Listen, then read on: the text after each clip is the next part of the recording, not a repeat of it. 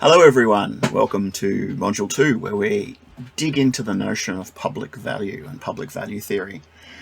As with a lot of the things we're going to look at, these are, I think, very interesting topics and areas that often get blanketed in this sort of layer of dull managerial speak and public sector jargon that often makes it difficult to tell how interesting it actually is. So I'm going to do my best with this little video to try and introduce you to why this is interesting and exciting and how it all fits in with our change-making criminology approach. But yeah, if you just looked at the Wikipedia page on public value theory, you'd be forgiven for number one, falling asleep straight away, and number two, thinking that this is some kind of weird, obtuse, abstract set of managerial theories that have no real impact in the world. So anyway, what is public value theory? It is a way of trying to create a story around public projects and programs that recognizes how important they are and what they do in the community. Now, it's a direct response to neoliberalism, and we've talked about neoliberalism previously in some of our courses, but neoliberalism is the economic approach that basically was pioneered by the New Right in the 80s, Reagan and Thatcher, as this justification for reducing public spending. The thing that's interesting about neoliberalism is it then got adopted by a lot of supposedly left-leaning parties or workers' parties in a way that other right-wing ideologies haven't. So Bill Clinton in the United States, Tony Blair in the UK, Kevin Rudd in Australia were all very instrumental in picking up this, what was basically a right-wing idea of small government, not spending on social programs, not spending on welfare, not spending, reducing taxes, improving the position of the wealthy and of corporations. Throughout the 90s, this became part of so-called left-wing politics as well. And you expect people whose political values on the right to have those values, to have those economically conservative values where they believe in individualism, they believe in reducing taxation, they don't believe in public spending, they don't believe in welfare, they don't believe in systemic reform, except where it's going to increase economic production and economic performance. That's, whatever you think about it, that's what their ideology is. But what was particularly problematic about neoliberalism was we saw the traditional workers' parties all running for this as well and saying, well, no, that's about being fiscally responsible. So yes, we have to cut programs. Yes, we have to privatize prisons. Yes, we have to stop public spending, except, of course, in some areas where we've continued to spend big, but to stop spending on programs. Now, that's had a big impact on criminology because it's very easy under neoliberalism to make an argument for more police, for militarizing police, for more law and order, for more prisons, because that's seen as economically productive. It is harder to make an argument for systemic reforms that are going to divert people away from the criminal justice system, because it is very difficult to calculate a precise economic cost for something that doesn't happen. So if you've got someone who's in the criminal justice system and it's costing us so much to keep them in prison, it's a reasonably easy argument to say, if we privatise prisons, we can save half the costs because the private prison will use that person's involuntary labour to pay for their upkeep and security, and it'll cost us less money as a society to do this. And there are real problems with that. Don't get me wrong, there are real problems with privatisation of prisons, but a lot of that has occurred through this economic argument that at the end of the day, the bottom line looks better. On the other hand, it is very hard to say a police youth program that's diverting young offenders away from delinquency, that's getting young offenders a purpose in life and getting them involved in the community and whatever, that may save hundreds of thousands of dollars in the potential costs of that person going through the criminal justice system later, if you manage to successfully divert them. Saves that money from the going through the system, let alone incarceration, let alone the cost to them and their family, let alone the social cost of the victimization and so on. However, that's not a bottom line that you can calculate under that neoliberal idea. So the substantive effect that those changes throughout the 80s and through the 90s, early 2000s, it's still the dominant way of thinking, is that any programs that have potential, even if it's very strong potential, it became very difficult to justify the funding for that program in an economic sense. So it really, throughout Western society, it really gutted our welfare system, our public system, and particularly anyone who was working in that diversionary area of criminology, trying to stop people become recidivists, trying to stop young people become offenders, all those sorts of areas. Suddenly it was, well, you can't prove what the cost saving of this is. And yes, you might say that person may have costs in the future, but you can't say that for certain. So enter public value theory. And specifically public value theory, one of the case studies that was used to promote it was around the defunding of several New York police programs that again were aimed at diversion, that were aimed at improved community policing and improved community relations. Because again, it was like, well, we can't put a dollar figure on these things. So public value theory, and it's imperfect, it's still in development, so it's not a magic solution to anything, but it's an idea of how can we create a narrative of value that doesn't boil down to that immediate cost level.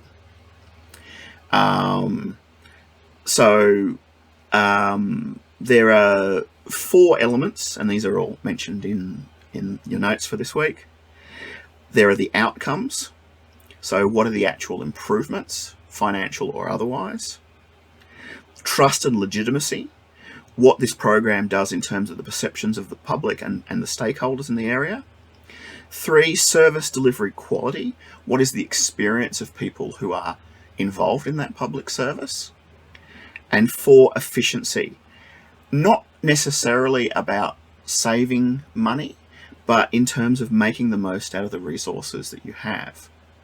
Because it's hard to make a public value argument where you have waste in your system. The system has clearly got areas that can be improved.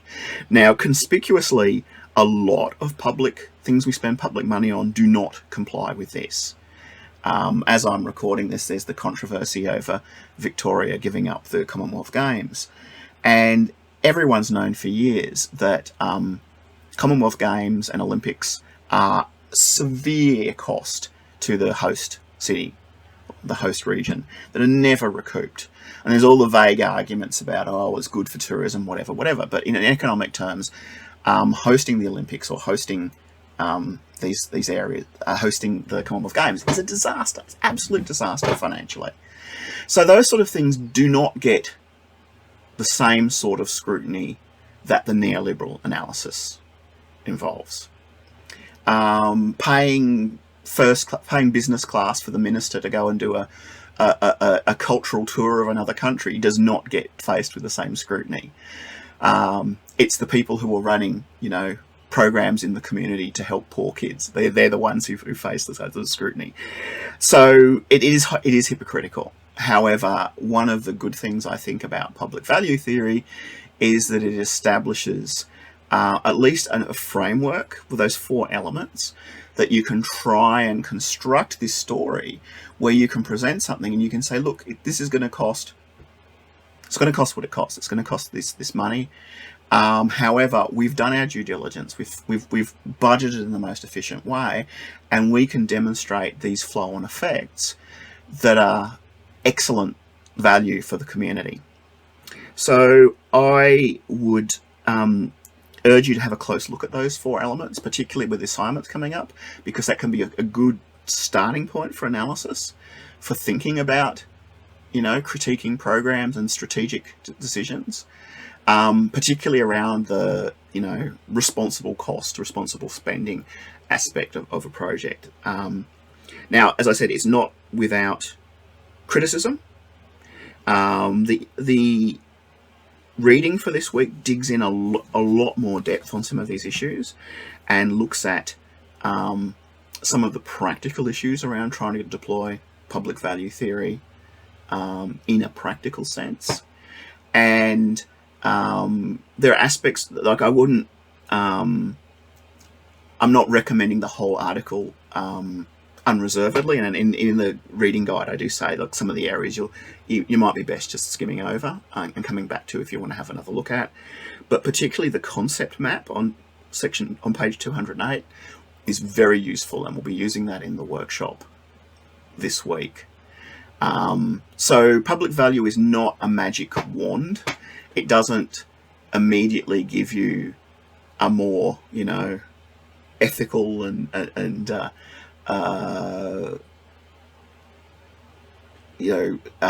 doesn't immediately give you access to the government's purse, but it does help people who have traditionally struggled, where the value that they're giving back is not something that you can immediately put a dollar value on. So it's I think a good place to start this term when we're talking about strategy, and to start thinking about, ultimately any strategies that we create have to have a bottom line. And it's becoming increasingly incumbent on people suggesting programs, creating programs, lobbying for funding for programs to be able to do this in a really clear, very persuasive way. In the past, rightly or wrongly, there was more of a sense of, you come up with a good idea, you go to the government and say, hey, we think this is a good idea, and they look at it and go, yeah, okay, here's some money, deal with it. Now you have to almost spend as many resources creating your plan, your proposal for a grant, than you do actually servicing the grant. And some of you, possibly even many of you, will be in this position in professional life. You'll be in a position where you have to be accountable for a project that's running. You have to be part of the process of reporting and being accountable. Or you might be, applying for programs or suggesting programs as part of the area in which you work. And these principles, I guess, also are reasonably solid if it comes, they're very much built around public sector strategy, but I think they're just as good if you work in the private sector and you have to convince an organisation that here is a project that you want them to support and endorse. It's a project that you want to lead. So I think this argument is very good, and the foundation is a good basis. But as I said at the outset, it is a work in progress. It is something that we haven't had it's not that the final model has never been involved. It's still being developed. It's still being critiqued and changed. But it's important that we start with the basics. The rest of the reading this week, the rest of the study guide this week, the learning module this week, looks at some of the different applications of public theory, of public value. So section 3 looks at human-centered design as one way in which you can form an argument around public value, which I think is interesting. And section 4 looks at the UN Sustainable Development Goals as another example, because a lot of organisations, again public and private, have committed to these set of 17 Sustainable Development Goals, and in many ways they become a really strong shorthand that you can use, rather than necessarily have to establish from first principles that strong peace, justice and strong institutions are important. You can say, well, SDG 16, peace, justice and strong institutions, it's a sustainable development goal, which your organisation has signed on to and committed to being part of. So these are, I think, really good evidence to back up that sort of public value. And again, strong institutions is not something that you can say has a dollar value of $30,000 or $300,000 or whatever. But if your organisation has committed to it, the organisation can be shamed for not meeting those goals. It can be a very convenient way to apply pressure and to build that story and to build narrative. And I think that's probably where I want to end this discussion until we talk about it in the workshop, is that really when we're talking about public value and we take away all the manager speak and everything else, it's about storytelling. And it's about being able to tell a strong story, but within a format which is professional, which is based on evidence, and which is something which is useful in that bureaucratic administrative structure. So I hope I can, if not get you excited about public value theory, that's probably asking a bit much, but I can hopefully try and get you enthused about this is a useful tool, and we'll be using it in the workshop and hopefully giving you more of a sense of how this can be something that you can keep in your professional toolkit that will be very useful to you later on. All right, I will talk to you again in class.